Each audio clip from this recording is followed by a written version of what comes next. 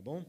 Mateus capítulo de número 13, versículo de número 53 a 58. Um grande obstáculo na vida do cristão, na vida de todos, chamado incredulidade. Grande obstáculo chamado incredulidade.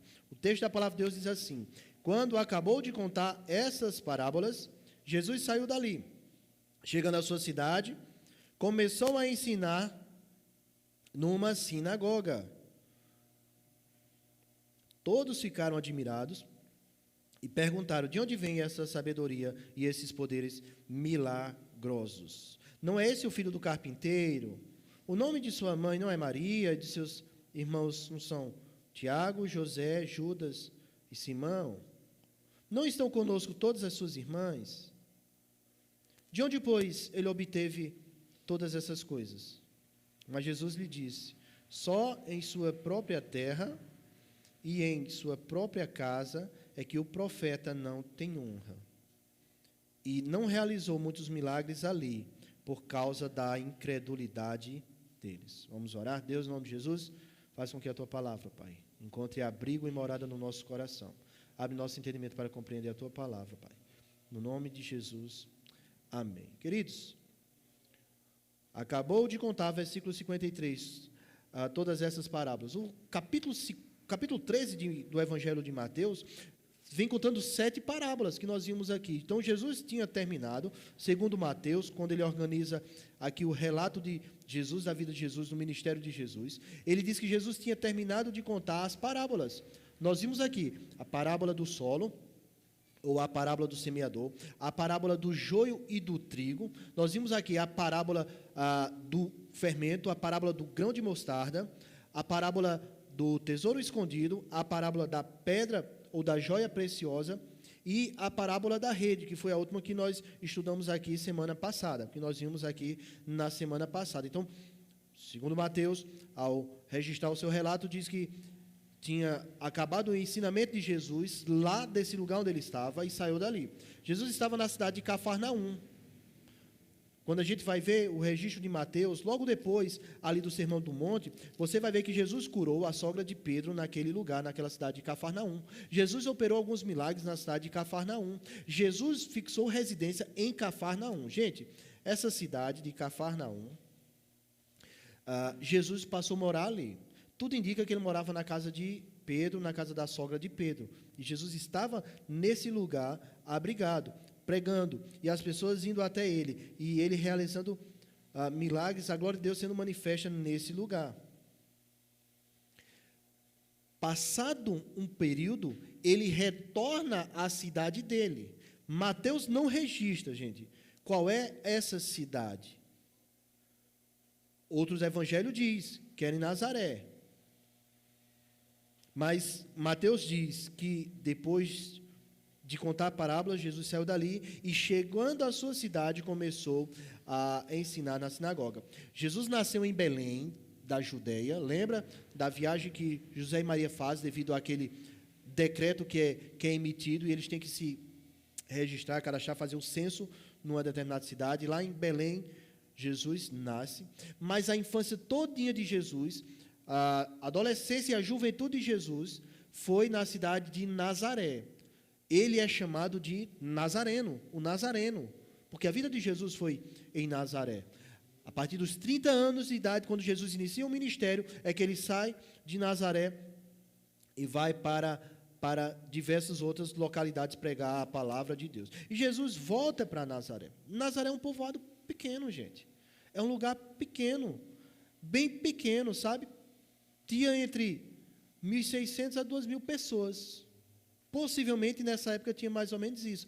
São poucas pessoas, gente. Sabe? Dá, talvez, ali o meu bairro, lá em Campina Grande.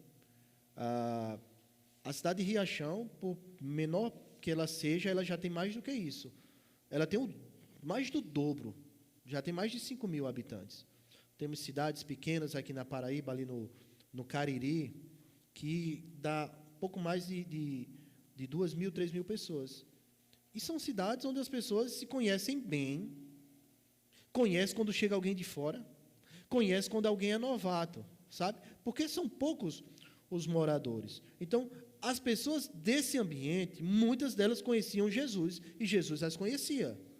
Jesus viveu a vida dele toda nessa região. As pessoas iam conhecer quem ele era, é o que nós vemos aqui.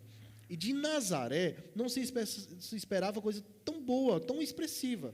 Lembra quando Filipe encontra Natanael e Filipe vai dizer que encontrou o Messias? Aí o que é que Natanael responde? Diz, João registra lá no capítulo 1, versículo 46, e perguntou Natanael: Nazaré, pode vir alguma coisa boa de lá? Disse Filipe: vem e veja. Não se acreditou que algo bom, que algum profeta, Deus usaria alguém lá da região, porque era um lugar muito simples e inexpressível, é o que nós vemos aí. Jesus volta para a sua cidade, lá de Nazaré, e começa a ensinar. Se você for ver, Jesus sempre ensinou nas sinagogas. Diz o texto, Mateus diz, no versículo de número 54, chegando à sua cidade, começou a ensinar o povo na sinagoga. Marcos registra que isso foi no dia de sábado, onde o povo judeu se reúne para ali aprender mais sobre a lei, para aprender mais sobre as coisas de Deus, e ali poder adorar a Deus. Irmãos, a sinagoga é como se fosse a igreja, que não é um lugar. A gente costuma chamar a igreja, aqui desse prédio, de igreja, não é? Porque já recebeu esse nome. Igreja é um povo. Então, a gente pode se reunir em outros lugares. Então, a igreja, ela não tem necessariamente um endereço fixo. É um grupo que se reúne. A sinagoga, algo semelhante. Pessoas que se reúnem ali com aquele intuito de poder ouvir mais da lei do Senhor, ouvir mais as palavras de Deus, ali poder adorar a Deus. Então, nesse povo que se reúne ali para ouvir a palavra do Senhor, lá é lido o texto e explicado. E boa parte da nossa liturgia, gente, nosso culto é baseado não no templo, na liturgia do culto do templo, mas sim da sinagoga. Então, é algo bem parecido, bem com a nossa realidade. Jesus entra nesse lugar, na sinagoga, e começa a ensinar para aquelas pessoas. Gente, quem vai a um lugar como aquele, como a sinagoga, quem vem a um lugar como esse, onde está reunido o povo de Deus, tem um objetivo, ou aparentemente é para ter um objetivo, que é o quê? Ouvir mais das coisas de Deus, para adorar a Deus. Claro que pessoas vêm de forma diferente, com outros atrativos que acha que tem, e às vezes aqui vai e se encontra com Cristo. A gente sabe que acontece. Mas o povo deve vir para esse lugar com o intuito de poder adorar a Deus e ouvir as palavras de Deus. As pessoas, teoricamente, estavam naquele ambiente para poder ouvir mais a respeito das coisas de Deus. Jesus já tinha pregado nesse lugar. E segundo alguns estudiosos da Bíblia, gente, Jesus já tinha sido rejeitado uma vez aí, em Nazaré. Lucas registra esse fato. E segundo esses estudiosos da Bíblia, Lucas capítulo 4, quando diz que Jesus entrou na sinagoga e começou a ler o texto da palavra, foi antes desses acontecimentos. E diz o texto da palavra de Deus, ele foi a Nazaré, onde havia sido criado, e no dia de sábado entrou na sinagoga, como era de costume. Levantou-se e foi-lhe entregue o livro do profeta Isaías. Irmãos, no meio do culto da cerimônia da sinagoga, quando se tinha um mestre, um rabi, como é chamado, um rabino de fora, e as pessoas reconheciam, ou um visitante ilustre, a ele dava a oportunidade de fazer a leitura do texto sagrado. E a gente vê o que acontece com Jesus, que ele vai lá, talvez a fama de Jesus já se espalhasse, que ele ensinava, e é dado a ele a oportunidade para ele ler o texto da palavra de Deus. Ele vai, recebe o rolo, recebe o livro de Isaías. Nós estamos falando, irmãos, nessa época que não tinha a Bíblia já feita, fechada, era o Antigo Testamento, e eram rolos cada livro. Então, imagina aí a quantidade de livros que eram, de rolos. Só de livro do Antigo Testamento são 66. O livro de Salmos são 150 salmos. Imagina quanto tinha de material. Jesus pega o do profeta Isaías e abre e lê. Abriu e encontrou o lugar onde estava escrito. Lá em Isaías, capítulo de número 60,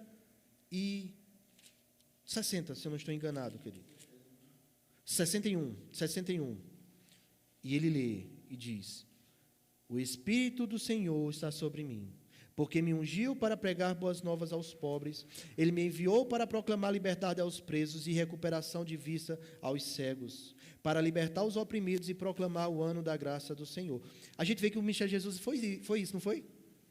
Jesus foi lá, efetuou cura, pôs em liberdade quem estava preso pelo jugo de Satanás, curou quem estava cego, anunciou o ano da graça do Senhor. E depois que ele disse que isso que aconteceu, ele fechou o livro, devolveu ao assistente e assentou-se. Na sinagoga todos, diz o texto, os olhos ficaram presos, fitos nele.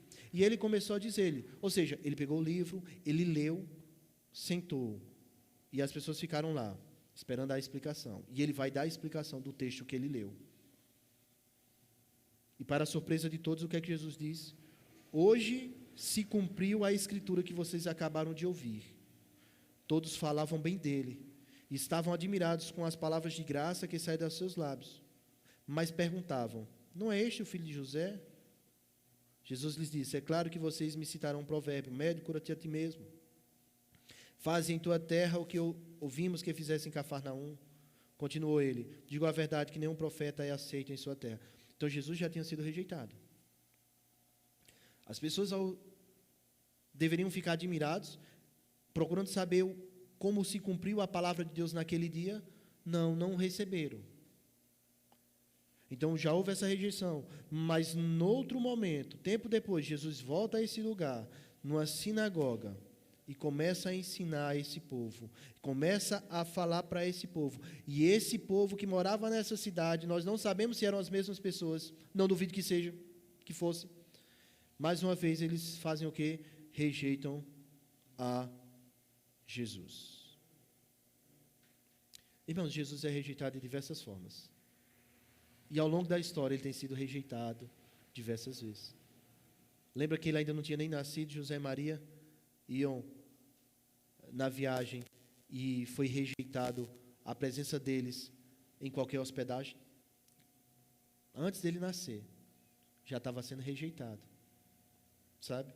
E muitos o rejeitaram. É interessante que quando lá na frente Jesus está desenvolvendo seu ministério, ele expulsa um demônio de um homem, de um gadareno, e as pessoas expulsam Jesus daquela região.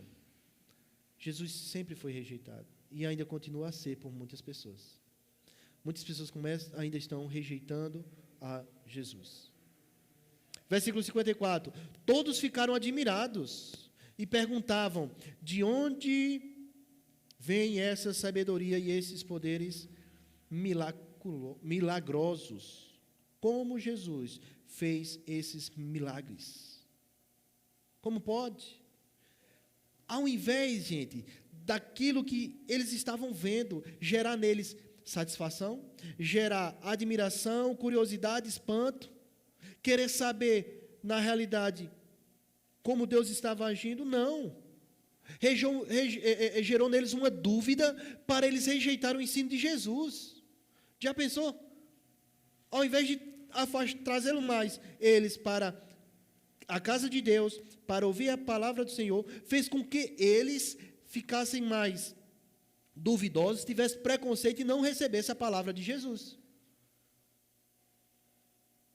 Aqueles que conheciam Jesus de perto, que viram ele nascer, crescer lá naquele ambiente, que viram ele ficar adolescente e jovem, estavam rejeitando a esse Jesus. Não deram a devida atenção a esse Salvador, a atenção que ele merecia. Queridos, aqui talvez nos abra a porta para rejeitar um dos evangelhos que tem por aí. Existem muitos evangelhos apócrifos, livros que foram escritos, mas a igreja não reconhece como inspirados por Deus, e que relatam muitas coisas a respeito de Jesus. Um desses livros, a gente até comentava ontem, fala sobre que Jesus casou com Maria Madalena. É um livro apócrifo. Um desses outros livros, que não são inspirados por Deus. Fala que Jesus, quando era criança, ele fazendo um bonequinho de barro lá, deu vida ao bonequinho. Que ele brincando quebrou um jarro e foi lá e consertou o jarro com o poder dele. Que mataram um pássaro morreu, Jesus foi lá e deu vida a um pássaro, quando criança. Não, nesses livros apócrifos, que não são inspirados por Deus, que a igreja não reconheceu como inspirados por Deus. Irmãos, se isso fosse verdade, nesse período da infância de Jesus, possivelmente essas pessoas iam receber bem Jesus. Porque essa história ia correr, não era?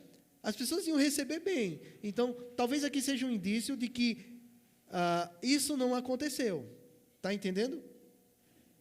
E outra coisa, irmãos, em nenhum momento Jesus brincou com o poder de Deus, brincou com o poder dele. Em nenhum momento, sabe? Em nenhum momento ele ficou usando o poder só para mostrar quem ele era. Mas o poder que ele usava era para transformar vidas, para demonstrar a glória de Deus, e não simplesmente para mostrar que ele tinha o poder por ter. Entende? As pessoas ficaram admiradas, as pessoas ficaram agora, ao invés de trazer, chamar a atenção, pelo contrário, trouxe repulsa. Isso que aconteceu. Não quiseram saber de Jesus. Mas, olha só, se eles ficaram admirados, querendo saber de onde vem essa sabedoria, mostra como Jesus foi rejeitado por aquelas pessoas. Disseram, olha, de onde vem essa sabedoria e esses poderes? Não é este o filho do carpinteiro? A gente não conhece a sua mãe e os seus irmãos? Não conhecemos as suas irmãs? De onde vem, pois, todas essas coisas? Isso mostra que Jesus foi rejeitado, sabe o quê? Na palavra que ele pregou, essa palavra não foi crida. Jesus foi rejeitado nas obras que ele realizou aqui em Nazaré. Não creram pelas obras que ele realizou. E Jesus foi rejeitado pela pessoa dele. Quem ele era, rejeitaram Jesus. Vamos ver cada aspecto dele? Jesus foi rejeitado por sua palavra. Sua palavra, sua mensagem foi rejeitada, não foi crida. Olha o que é que diz. De onde vem essa sabedoria e esses poderes milagrosos ou miraculosos?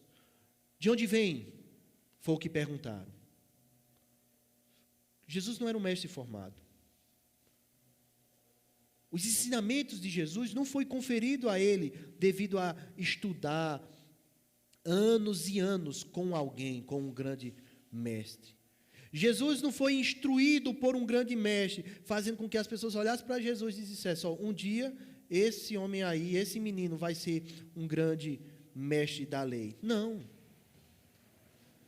Queridos, só para a gente ter ideia, as crianças eram instruídas na lei para aprender mais sobre os caminhos de Deus, e quando chegavam a determinada idade, aquelas crianças que se destacavam, aqueles meninos que se destacavam dos outros, eles eram separados, e para eles era ensinado mais e mais da lei de Deus, para que eles aprendessem de forma especial e se tornassem mestres.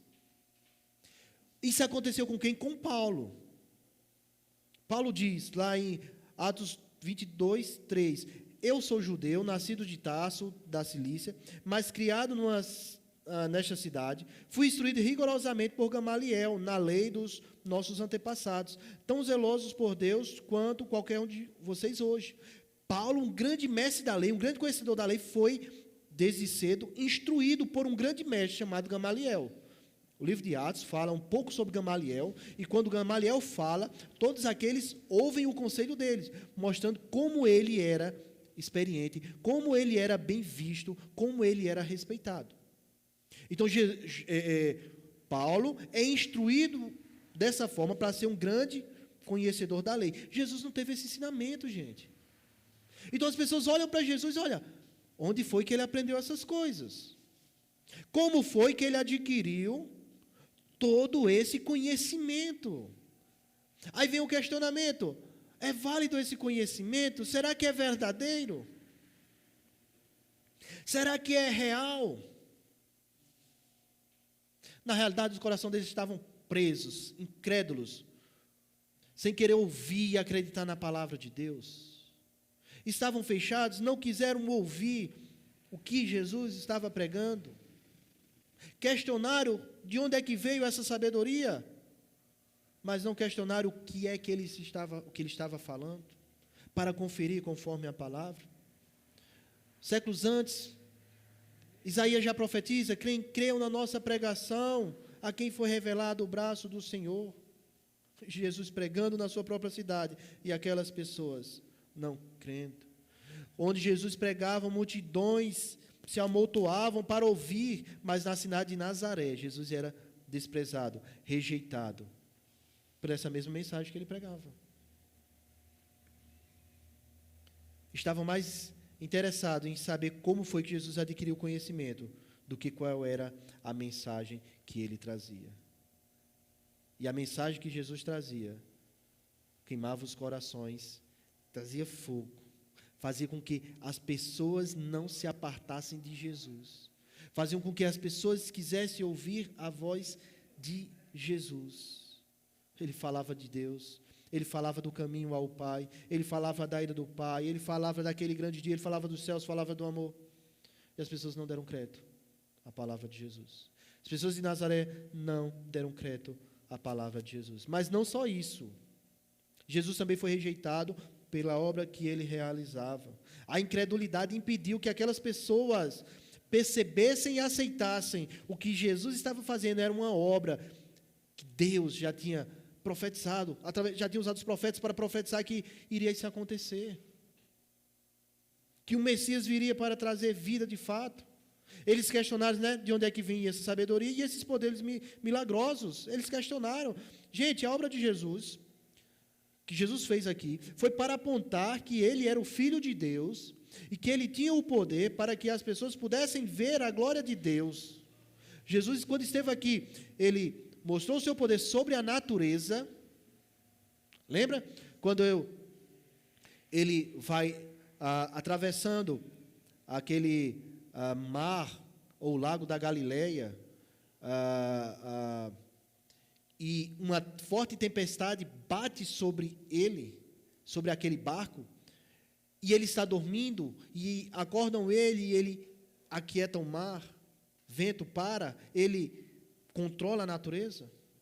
Lembra também que ele falou para uma planta que ele buscou fruto nela e ela não tinha, ele falou uma palavra e ela secou. Então, mostra o poder que ele tinha sobre a natureza. Isso era mostrar a obra de Cristo, mas não só isso, mas mostrava também o poder dele sobre os demônios. Lembra lá daquele endemoniado de Gadara que chegou se ajoelhando aos pés de Jesus? O demônio viesse nos atormentar. Os demônios fugiam, se submetiam a Cristo. E Cristo, com uma palavra, expulsava os demônios para mostrar que a obra dele, de libertar, de curar, apontava que o reino de Deus tinha chegado. Lembra da morte, gente? Ele ressuscitou o filho de uma viúva em Naim. Ele ressuscitou a Lázaro. Irmãos, é interessante que a ressurreição de Lázaro, Jesus chama Lázaro. Lázaro, vem para fora. Como alguns dizem, Jesus personalizou, falou Lázaro, porque se ele diz vem para fora, vem todos os mortos, né? Ele chamou Lázaro, para Lázaro vir. Mas ali tem algo bem interessante, sabe o quê? A palavra que deu vida. Jesus falou e o morto reviveu. Isso aponta também, irmãos, só abrindo parênteses, que essa palavra que deve ser falada e os mortos espiritualmente ouvirão a voz de Deus e ganharão vida. Morto não escuta não, gente. Morto está morto. Mas a voz de Deus, quando é falada, o morto ouve para receber vida. Então, por isso essa palavra deve ser proclamada. E as pessoas abandonaram, rejeitaram essa palavra, a palavra que Jesus estava falando, e a obra dele. Ele trouxe vida sobre aqueles que estavam mortos. Mostrou o poder dele sobre a morte, sobre a natureza, sobre os demônios, sobre as doenças.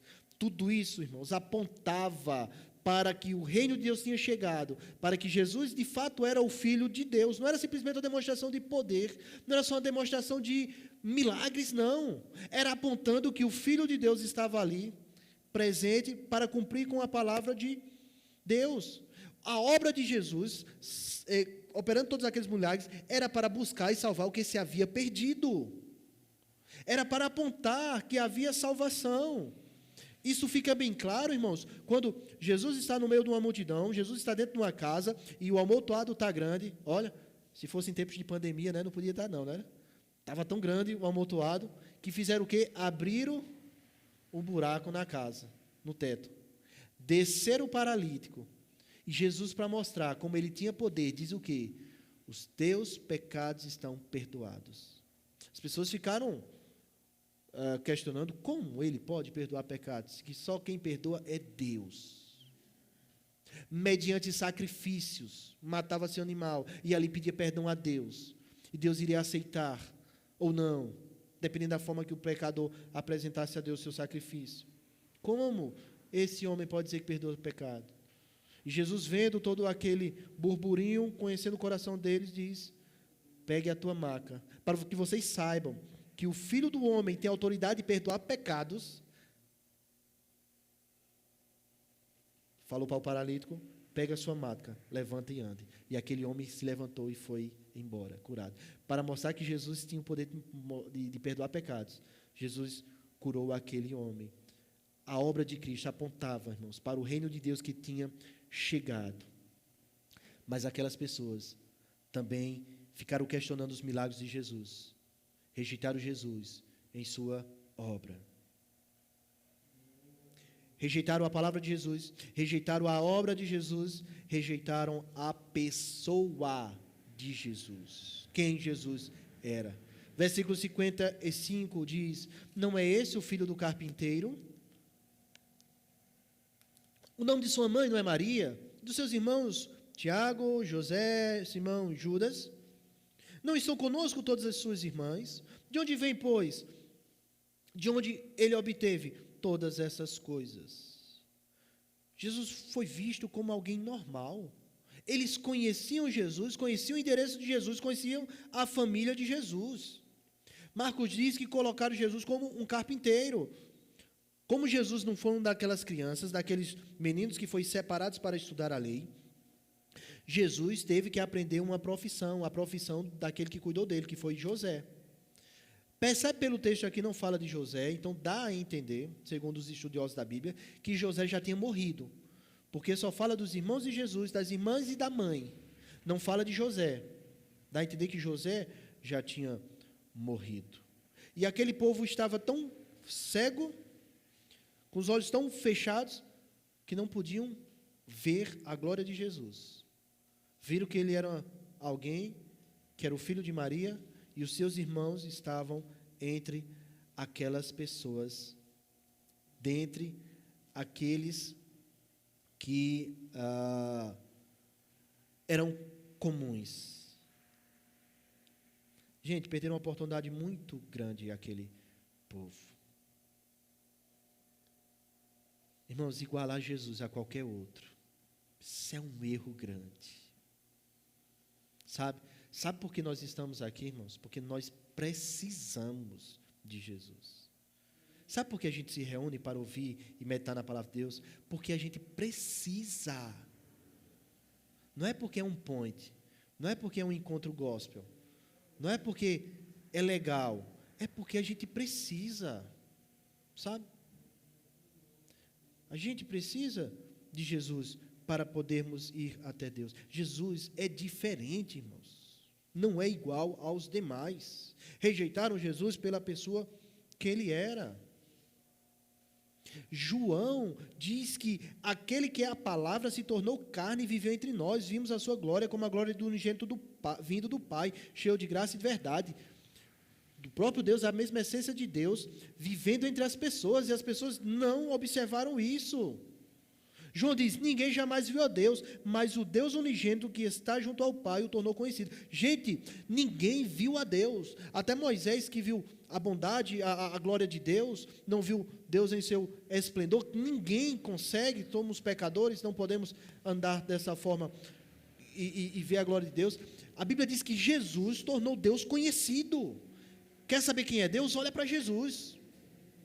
Ninguém jamais fez isso. E Jesus tornou Deus conhecido em sua glória, quem Ele era, em seu amor, em sua graça. O escritor aos Hebreus, capítulo 1, versículo 3, diz: o Filho é o resplendor da glória de Deus, a expressão exata de seu ser, sustentando todas as coisas por sua palavra poderosa. Depois de ter realizado a purificação dos pecados, ele se assentou à direita da majestade nas alturas. Irmãos, o escritor aos Hebreus, ele diz que Jesus é a expressão exata de quem é Deus. A gente tira xerox colorida, às vezes de documento, fica perfeitinho. A gente tira cópia colorida e tem uns que parecem com original. Jesus é a expressão, como se fosse uma cópia, a sua xerox, exata de quem é Deus. E as pessoas rejeitaram a pessoa de Jesus. Olha que coisa grave. Enquanto esses homens que viram Jesus crescer, estavam ouvindo os seus ensinamentos, outros, como o centurião, um romano, alguém que não estava ligado ao pacto de Deus, a aliança de Deus, o centurião, mas ele lá, sendo um dos responsáveis por guardar Jesus, está procedendo a execução de Jesus, porque o centurião ele é responsável por vários militares, soldados à sua disposição, e diz que quando ele viu Jesus, diz o texto da palavra de Deus em Marcos 15, 39, quando o centurião que estava em frente de Jesus, ouviu o seu brado e viu como ele morreu, disse, realmente esse era o Filho de Deus. O centurião, que não tinha nada a ver com as leis que Deus deu ao povo, que não tinha nada a ver com a palavra de Deus de conhecer, ele reconheceu com a morte de Cristo que ali era o Filho de Deus. E aquelas pessoas rejeitaram Jesus, não reconheceram. Rejeitaram Jesus por quem ele era. Os nazarenos não creram em Jesus. Pelo contrário, além de não crer, olha o que é que diz o versículo 57. Eles ficavam escandalizados por causa dele. Jesus se tornou uma pedra que faz tropeçar, que faz escorregar para a vida deles. Gente, sabe o que é Jesus ser um obstáculo para as pessoas crerem em Deus? As pessoas tornaram Jesus um obstáculo. Se Jesus é o caminho que leva a Deus, se Ele é a porta que leva aos céus, que leva a Deus, as pessoas lá de Nazaré tornaram Jesus um obstáculo para chegar a Deus. Um grande estudioso da Bíblia, vivo, chamado D.A. Carson, ele diz que encontraram nele, em Jesus, obstáculos para a fé, embora o maior obstáculo estivesse no coração deles, para eles poderem se achegar a Deus, gente, para aquele povo de Nazaré, o obstáculo foi Jesus. E Cássio acrescenta, é triste, gente, é triste, no Novo Testamento, que toda vez que alguém se escandaliza por causa de alguém, esse alguém seja Jesus. Já pensou? Acaba não chegar a Deus por achar que o problema é Jesus. Foi o que aconteceu com aqueles moradores de Nazaré. Gente, Jesus é o caminho que leva a Deus. Mas se houve admiração por parte daquele povo, houve lamento por parte de Jesus. Versículo 57. Mas Jesus lhe disse, em sua própria terra e em sua própria casa é que um profeta não tem honra. Jesus estava dizendo que ele era profeta. E isso era verdade, irmãos. As pessoas reconheciam Jesus como profeta. Lá na frente, o tempo passou, Mateus escreve, Mateus 21, 11, e a multidão respondia, esse Jesus é profeta de Nazaré da Galileia. Quando Jesus ressuscita e vai à frente e pega aqueles dois discípulos no caminho de Emaús, Lucas registra naquele diálogo, lá em Lucas 24, 19, diz, que coisas? Perguntou ele. O que aconteceu com Jesus de Nazaré? Responderam eles. Ele era um profeta, poderoso em palavras e em obras diante de Deus. Quando um cego de nascença foi curado e achava que só quem podia fazer era Deus, perguntaram ao cego, João registra, João 9:17, tornaram a perguntar ao cego, o que é que você diz a respeito dele, de Jesus? Foram os seus olhos que ele abriu. Ele respondeu, ele é um profeta. Lucas registra em Atos 7:37, aquele que Moisés disse aos israelitas, Deus lhe levantará dentre os seus irmãos um profeta como eu, a ele ouvi. Jesus estava dizendo que ele era o profeta que deveria ser ouvido, mas não foi reconhecido por aquele povo. Aquele povo que morava ali vizinho deles, na região Cafarnaum, como Jesus passou um tempo lá pregando. Mateus diz que quando sai de Nazaré e vai até Cafarnaum, fica junto ao mar, lá na região de Zebulon, aí se cumpre aquilo que diz na terra de Zebulon e Naftali, caminho do mar, do Jordão, Galileia dos gentios, o povo que vivia nas trevas viu uma grande luz, e os que viviam na sombra da morte raiou uma luz. Aqueles povos perdeu a oportunidade de ver a luz brilhando sobre eles. Mas detalhe, não só aquele povo que acompanhou Jesus, a história de Jesus de perto, os irmãos de Jesus, a família de Jesus.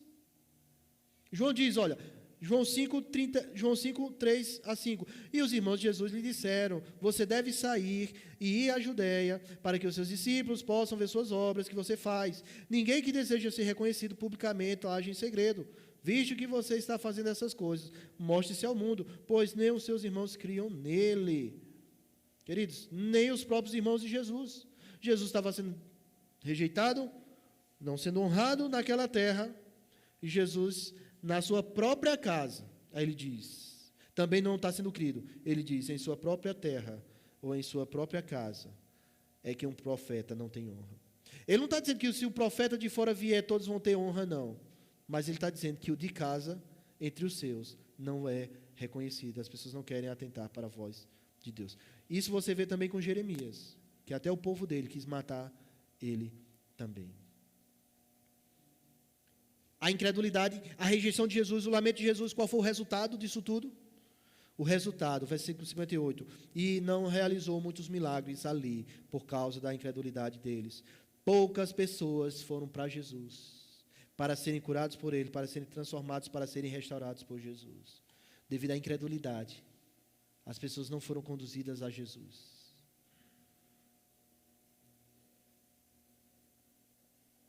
Irmãos, diante disso que nós vimos e ouvimos aqui no texto da palavra de Deus, eu queria que a gente aplicasse a nossa vida hoje, o que aconteceu no passado, para que hoje a gente não venha incorrer no mesmo erro. Sabe? Guarde no seu coração essas três coisas. Primeiro, é necessário receber com fé a mensagem, a obra e a pessoa de Jesus, pois só há salvação em Jesus. Nem o outro podemos encontrar salvação. Não há salvação em nenhum outro, pois dado debaixo do céu, não há outro nome dado entre os homens, pelo qual devamos ser salvos. Atos 4:12. Devemos crer, confiar nesse Jesus. Sem fé é impossível agradar a Deus. Precisamos crer, irmãos. Confiar nesse Jesus. Segunda coisa que eu quero que você guarde no seu coração, aplique à sua vida, é o não recebimento com fé de Jesus, da sua obra, da sua mensagem, da sua pessoa. Isso vai implicar numa eternidade longe de Deus. Só encontramos salvação em Jesus. E sem receber Jesus, vai ter uma eternidade longe de Deus. O escritor aos Hebreus, ele traz um texto bem interessante para nós. Ele diz, no capítulo 2, versículo de 1 a 3, quando o escritor está dizendo que Jesus é maior, é superior aos anjos, é superior a Moisés, é superior a tudo o que houve. Porque aquele povo a quem o escritor dos Hebreus estava escrevendo, eles estavam duvidosos. Se volta para o judaísmo ou não. Se valia a pena ou não estar sofrendo tudo aquilo, perseguição, dificuldade por amor a Cristo. Esse Jesus é realmente isso? Se a gente voltar, será que ele não está no caminho errado, não? Vamos voltar para o certo. Ao escritor dos Hebreus diz, opa, vocês estão peregrinando. a caminhada daqui vai ser longa, mas vocês devem permanecer firmes nessa peregrinação, porque o principal é Jesus. E ele escrevendo, o autor aos Hebreus escrevendo, no capítulo 2, versículo 1 a 3, ele diz: é preciso que prestemos maior atenção ao que temos ouvido, para que jamais nos desviemos, pois se a mensagem transmitida por anjos provocou sua firmeza, e toda transgressão e desobediência recebeu a devida punição, como escaparemos se negligenciarmos tão grande salvação? O que é que ele está dizendo, irmãos? Ele está dizendo que aquela lei que foi dada de Deus para os homens, conforme criam através de anjos, o Monte Sinai foi cercado, quando Deus disse que ia aparecer para o povo, foi botado placa lá e cerca que animais não podiam ultrapassar, e quem ultrapassasse ia morrer, e aquele monte fumegava, era relâmpago, trovão, terremoto e tudo mais, e as pessoas estavam com medo, e Deus ali se manifestou e mostrou a sua glória ao povo. A lei foi dada ao povo, e o povo pecou durante o tempo que esteve no deserto, morreu sob os seus pecados, quando entrou na terra prometida, pecou e morreu. Só para você ter ideia de como a lei de Deus mostra a santidade de Deus, para transportar todos os itens que era do tabernáculo. O tabernáculo, irmãos, é uma tenda. Seria o templo é a parte fixa, e o tabernáculo seria aquilo que desmontava, temporário. Então, antes de chegar ao templo, era o tabernáculo, que o pessoal passou 40 anos no deserto e montava a estrutura com lonas, com armações, com tendas, e utensílios. Havia os utensílios, que era uma mesa para os pães, um candelabro, que era uma luminária de 7 braços para colocar as velhas, uns candeeiros. Havia um baú chamado a Arca da Aliança, onde ali representava a presença de Deus no meio do povo. Tudo isso deveria ser levado com varas para botar em argolas que tinha nesses utensílios. Ninguém poderia tocar. Entre os filhos de Levi, que era uma das tribos, foi dada a eles a responsabilidade de cuidar de tudo que fosse do culto. E nessa família de Levi tinha 3 famílias, 3 clãs, que era Merari, Gerson e Coate. E cada família era responsável por uma coisa. Um era responsável pelas tendas, o outro era responsável pelas armações e o outro era responsável pelos utensílios. Cada um tinha suas responsabilidades. E eles só carregavam aquilo, gente, colocando a vara nas argolas e não tocar. Quando fosse preparar o incenso para adorar a Deus, tinha que ser do jeito que Deus deixou. Quando fosse acender um fogo a Deus, tinha que ser do jeito que Deus deixou. Não é à toa que os filhos de Arão morrem por preparar de forma errada o fogo. Lá na frente, próximo à época de Davi, quando a Arca da Aliança é recuperada, depois de ela ter sido roubada, numa batalha, quando alguém vai carregando ela numa carroça, quando a arca vai caindo, o caba, com a maior das intenções, vai segurar a arca para ela não cair. O que é que acontece com ele? Morre. Sabe por quê? Porque a forma de adorar e servir a Deus tinha que ser do jeito que Deus deixou. Isso tudo era lei.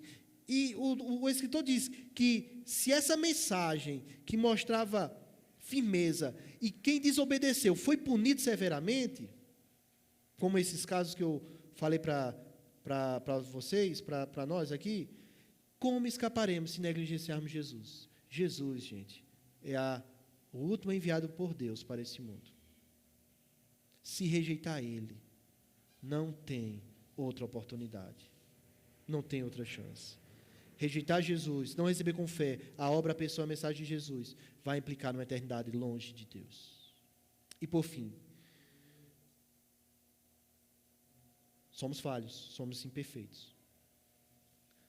Alguns já creem, já têm essa fé, outros têm dificuldade de crer.